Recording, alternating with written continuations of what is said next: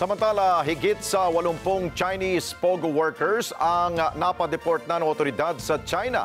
Ngunit ang 4 pa nilang mga kasamahan ay hindi nakasama sa biyahe. Kung bakit, alamin sa report ni Jim Tejano. Nakarating na sa Beijing ang 84 na Chinese national na ipinadeport ng bansa, habang ang 4 na Chinese POGO workers hindi na ihabol ang implementation order kaya hindi sila kasama sa deportation. Sakay ng Philippine Airlines PR358. Alas 6:55 nang umalis sa Ninoy International Airport Terminal 1 ang 84 na POGO workers.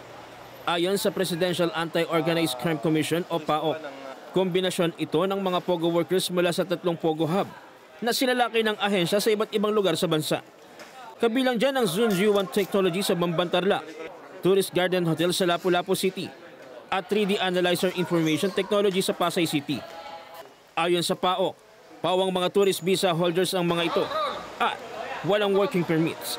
Ang ginagawa kasi dyan, 45 days muna silang i-quarantine. And then after that, yung Chinese authorities will be checking on yung participation nila rito, kung anong krimen ang pwedeng isampa sa kanila doon sa China.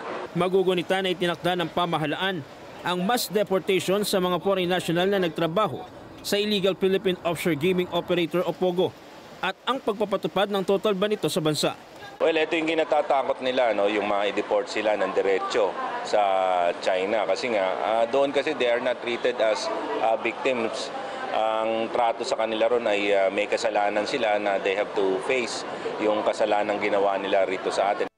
Iginiit naman ni Cruz na halos nasa 70% na ang napahintot na ipasa ng POGO hub sa Pilipinas at halos nasa 200 POGO workers naman ang kanilang naipadeport. Ilang oras bago ang deportation sa mga ito, binigyan ng pagkakataon ng PAOC ang mga mahal sa buhay na makasama saglit ang kanilang mga asawa. Ang isa, todo yakap pa sa kanyang anak, habang ang iba hindi na napigilang mapaluha. Siyempre balisa, nalulungkot, ganun. Siyempre magkakahiwalay na kami, wala na akong magagawa. Jim Tejano, para sa mata ng Agila, matatag, matapang, matapat.